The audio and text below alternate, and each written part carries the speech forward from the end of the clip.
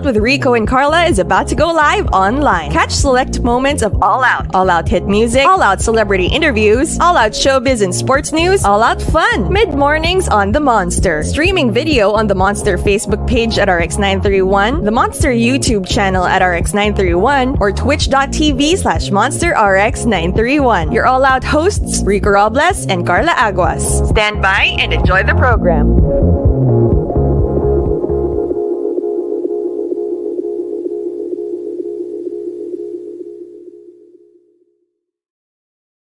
You ready? Oh my gosh. I'm ready. I think it's you who isn't ready, Yeah. Rico. I mean, this guy. Monsters, I'm gonna say it in Filipino just because nagpapakute na si Kuya. So get ready, guys, for the interview of Rico's life. He's ready for this. So I'm gonna let you do the honors, bro. This is your show. I'm just gonna chill. Go for it.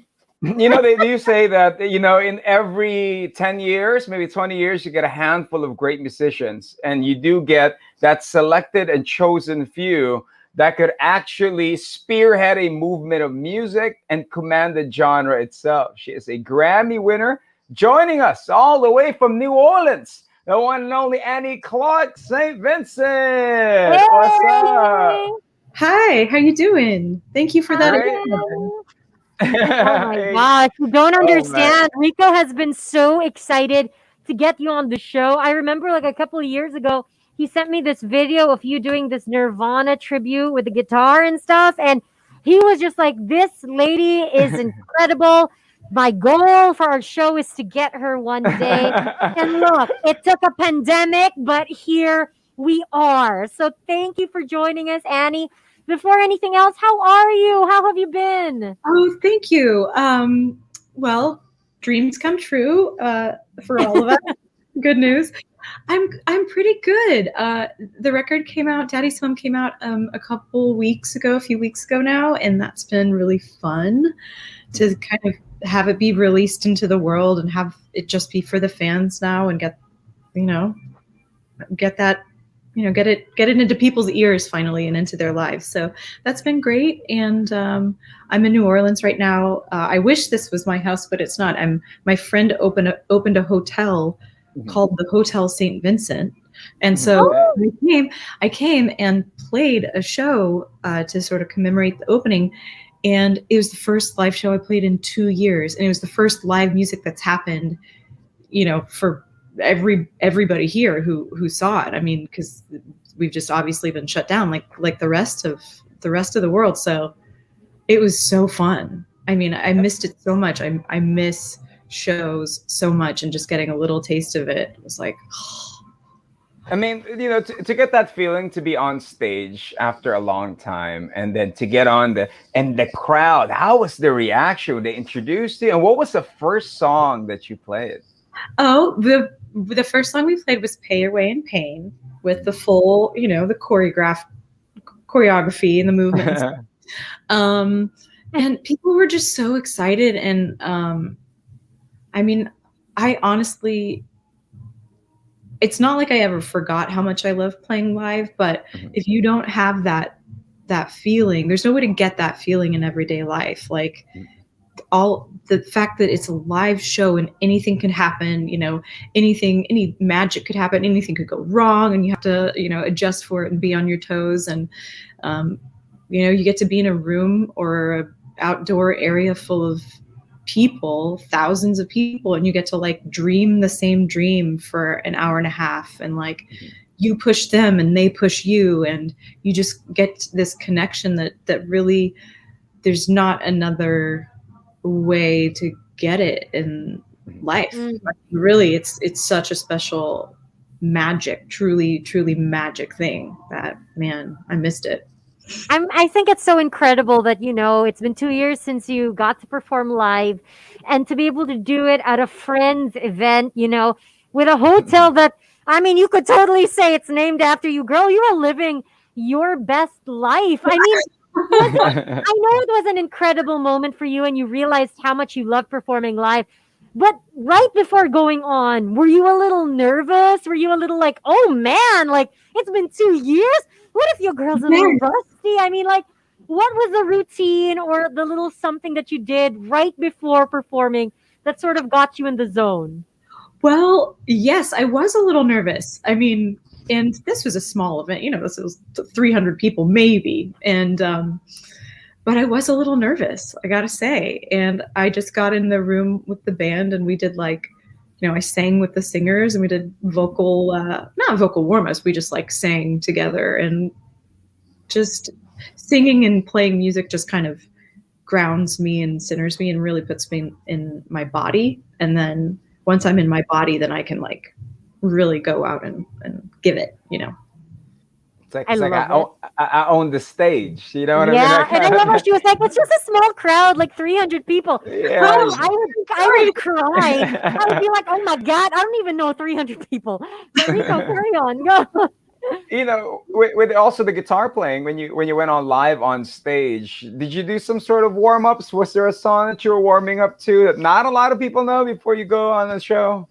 Oh man, I mean, one of my guitar warm-ups is actually a Tool song, because Tool is really hard to sing and play at the same time. So it's very kind of, if I can do that, then I'm like, all right, I'm good. I can go out there and play.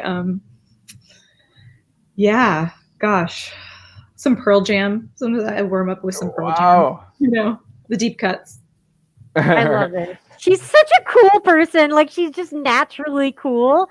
I love it. I mean, with that being said, Annie, the pandemic hit us in 2020, and I feel like it also really hit artists hard. It was a time where, you guys were really hit creatively in a way, because no live shows, people had to distance, there were lockdowns implemented. As an artist, how did you cope with that? Because I mean, we've got this amazing new music from you, yes, but before getting to that, how were you able to cope and adjust to everything that was changing at a time where no one knew anything? How did you handle it? I mean, I was in it with everybody. I mean, first, I guess I should say I'm really lucky, and none of my close friends or family got terribly sick or passed away or anything like that. So I feel really lucky there. But I mean, I guess it was probably a similar experience to a lot of people, where I realized I'd been on that treadmill. I'd been going. I started touring in 2005, pretty nonstop. So I realized, man, my whole adult, life has been spent on the road, and I honestly hadn't been in one place for more than 2 weeks in years. It'd be like, okay, I've been here for 2 weeks. It's time I'll take a trip here, or I'll go play a show, or I'll do something. So, so that was really something to find myself in that position and really slowing down. And I gotta be honest, I mean, it was nerve-wracking at the beginning, but the fact that we were kind of all in it together, and it's not like I was slacking per se. It's like we all had to do this. I was able to get into a really nice rhythm with writing, where usually what happens is you're writing a record, and writing is sort of like working out a muscle. You get better at it the more you do it, and when you're in the flow of writing, you're just like, oh, great, really in shape, as it were. But usually what happens is you get really good and your muscles are really good at writing, and then all of a sudden you're like, okay, the record's done, you need to go promote it and go on tour and do the thing, and you kind of stop writing right at your peak of. But I just got to keep going, and I did just a lot of a lot of exploring and tinkering in the studio, and did a lot of ill-advised home improvement, that kind of stuff. Make some banana bread. Exactly. Everybody did their sourdough, I think. Yes. Tried baking sourdough bread. No, learned how to do some plumbing, got a pretty respectable tool, like hammers. I love her. Collection.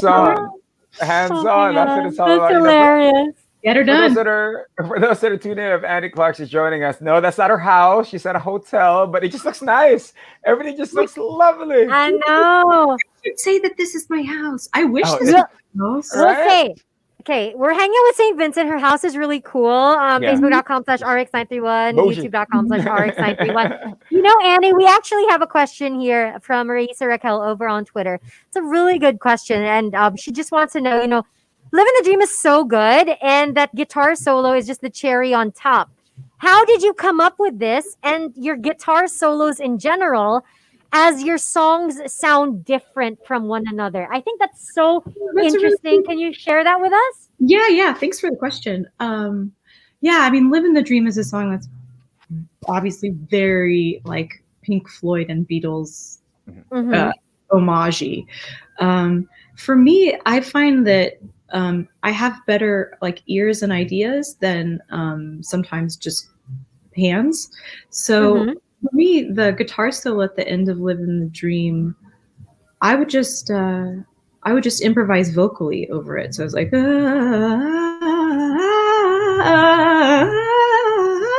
it's like, ooh, that's cool. Okay, and I'll play that on guitar. And so you kind of like the way that I find it's a little bit more. It's easier to be like very lyrical with guitars if I hear them first and then play them instead of just doing this. And then I improvised, some too on the solo, but it really kind of came from, I was kind of picturing it just more composed and floral and all that. So I sang it. That's I mean, interesting. I love it.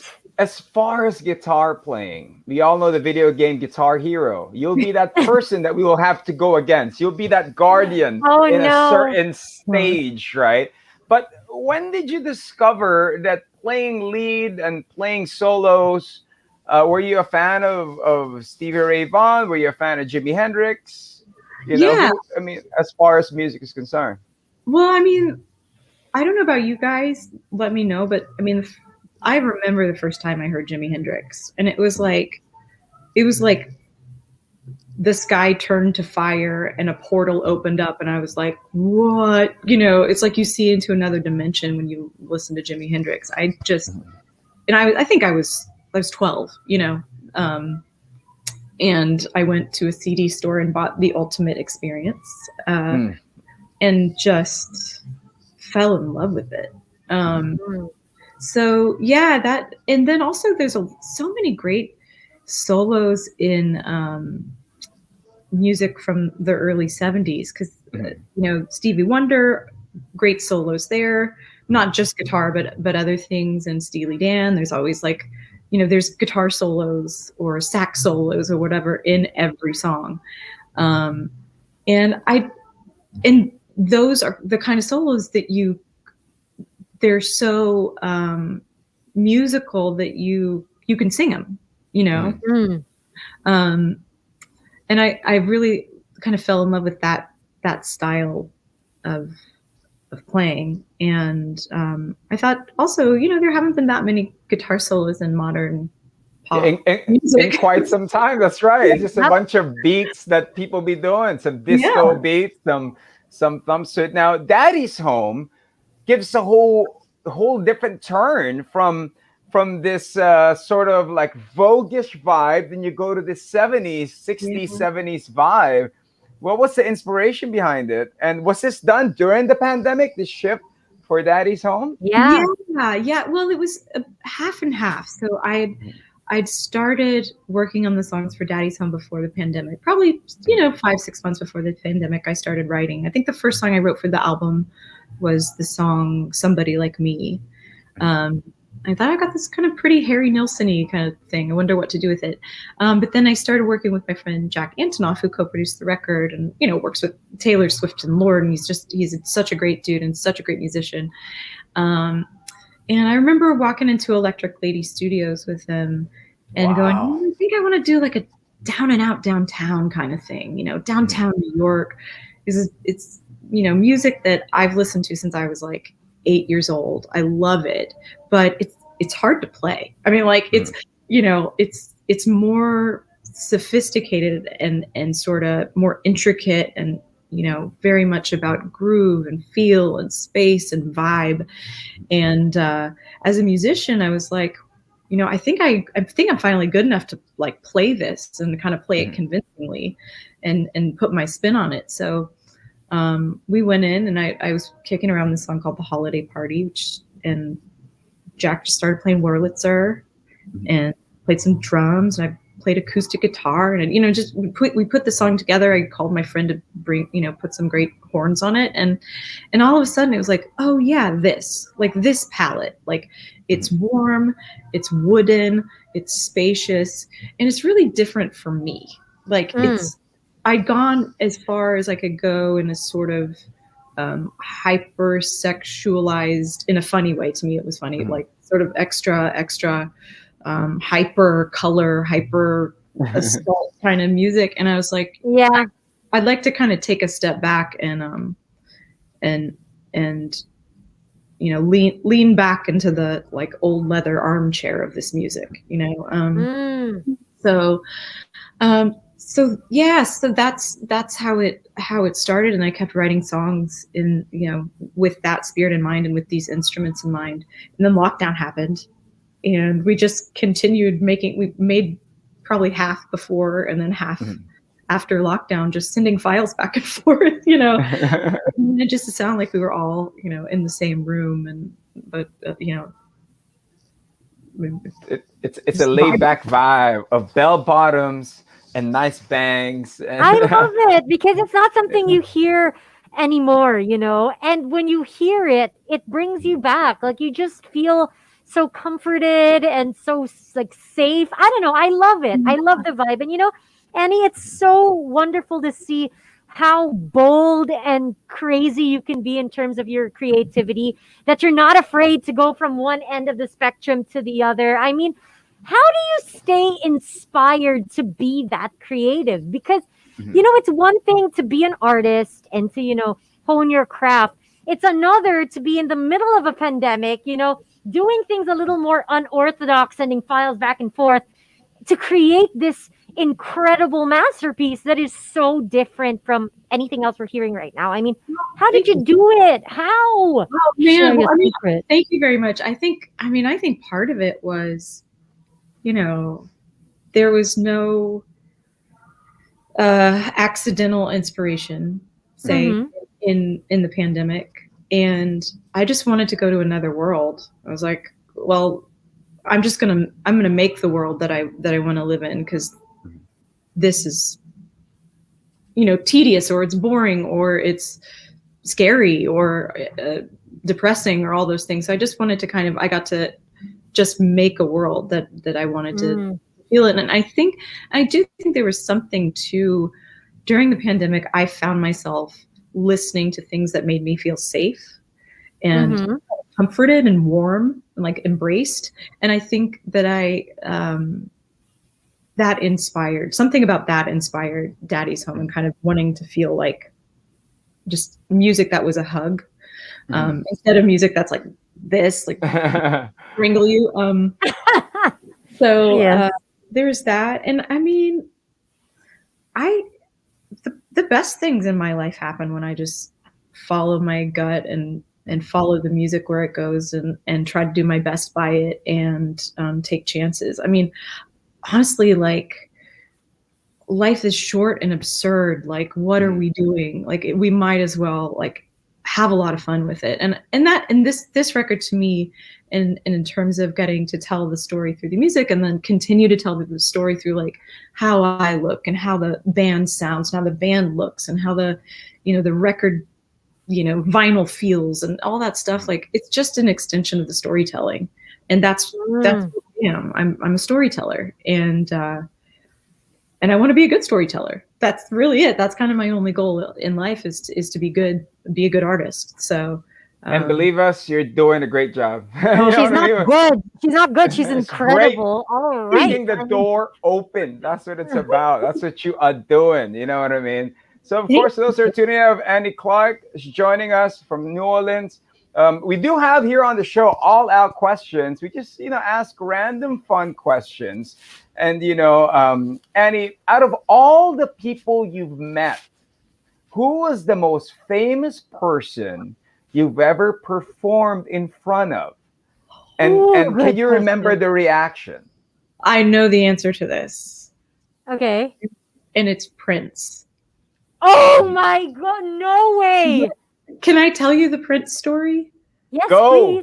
please. Is about 7 years ago. I was performing on my self-titled album. I was performing in New York, and I was playing at this place called Terminal 5, and there's like a little crow's nest like above the stage where the audience couldn't see who was sitting there, but if you're on stage and you look up, you can see like what's going on. So I there was some whisper, like that Prince might come. He might come to the show. I don't know. He might. And he's Prince. He's very mysterious and has like the mists and cobwebs and whispers and all that stuff. So, but the show was about to start, and it was like, oh, I guess he's probably not coming. I haven't heard anything. Get up on stage. I would start the show with this like, bizarre Pina Bausch like dance thing. Even though I'm not really a dancer, I was like, well, I'll do this thing. Anyway, do that. Get to my guitar, start to play the show, look up, and I just see like, the shadowy figure with the sunglasses. And I'm like, oh my God, like Prince is here. Prince is here. I wish I didn't know. Like, I wish I knew after. But every once in a while, I kind of like look up and it's like, oh, there's Prince. I'm like, okay, play a little harder. Like really do the best you can. So that's, I think what I would say, Prince would be the most, like shivers down your spine famous person. And he stayed for the whole show, which wow. I'm told he doesn't always.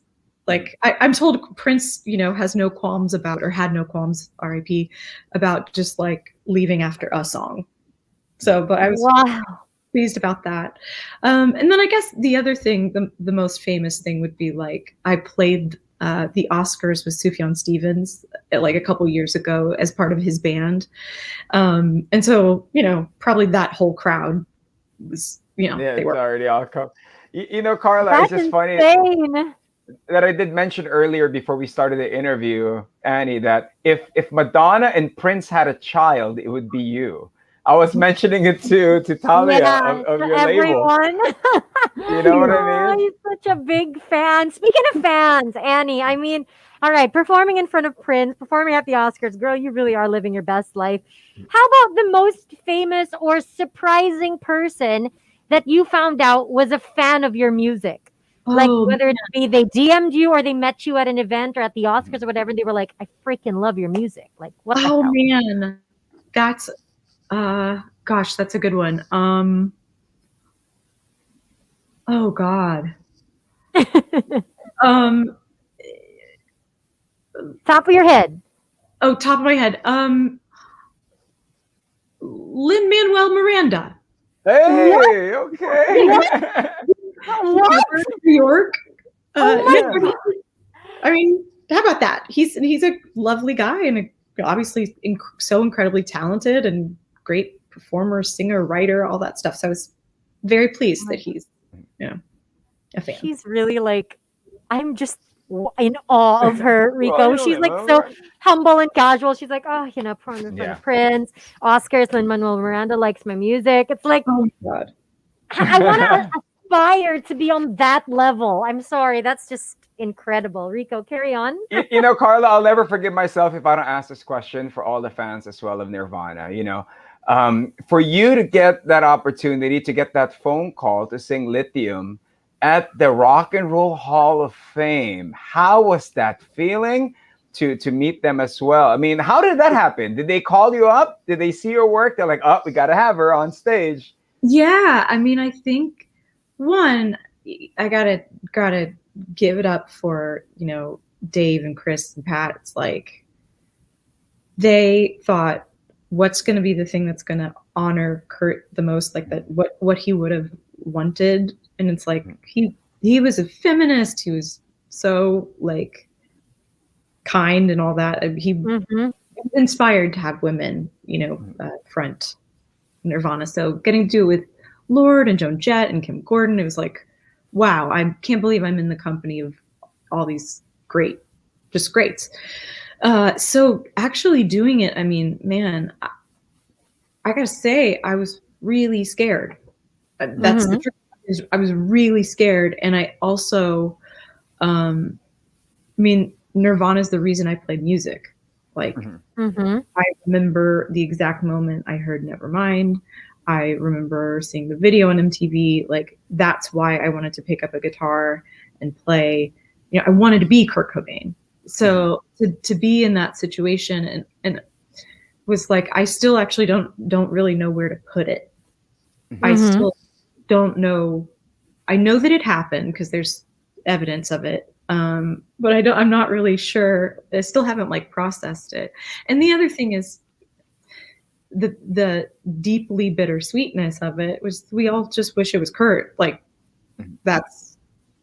there shouldn't be other people inducting Kurt into the, he should be alive. So, a lot of feelings about it, but man, the honor of a lifetime, certainly to be asked, like, and man, when they start, like when the song starts, it's just like, this is a freight train.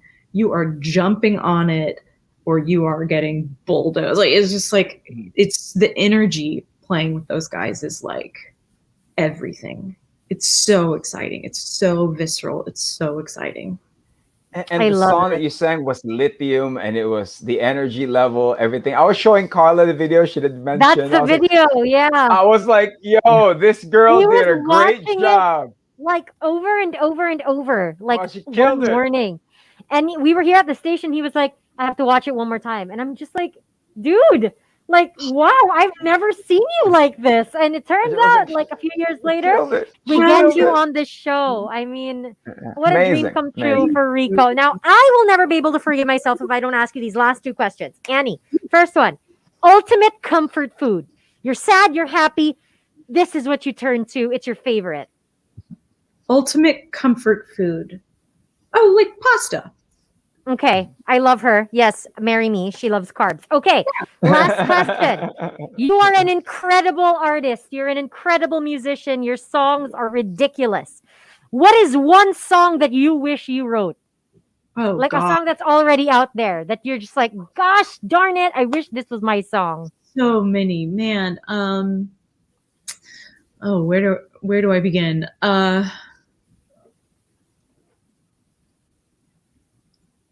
This is a really thought-provoking question.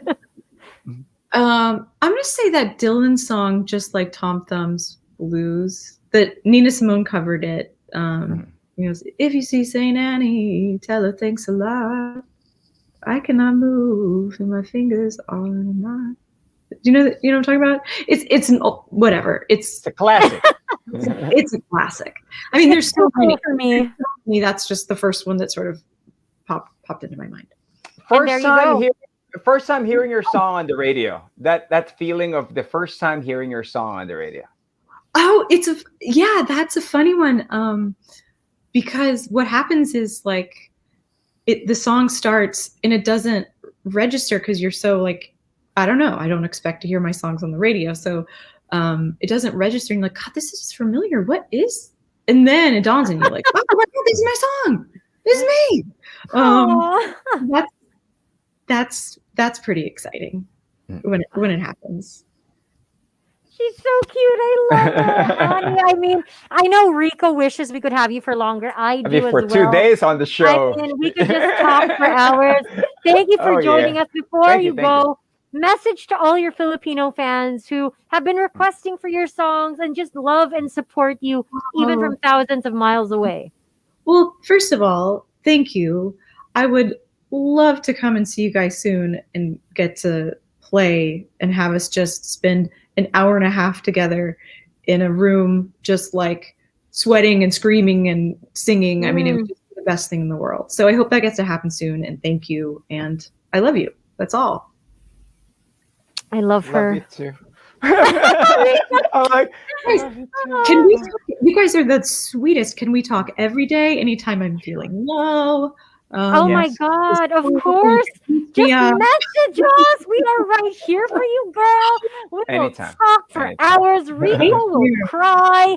It'll be Yeah, a I play good my thing. guitar So- over and over. That's oh what my it's all God. No, about. you will not, Rico. Right. You Yeah. cannot perform in front of her. She's like incredible. But Annie, thank you so much. Thank you very much. Congratulations. Thank you. Daddy's Home, of course, is Thank out, Monsters. You got to listen to it. It's wonderful. We wish you all the best. Hopefully, you can come on over to the Philippines soon, Yeah. and Fingers we could crossed. just hang out in a show. But thank you so much, Annie. Sounds Like great. seriously. Thank you guys. You are Thank so you.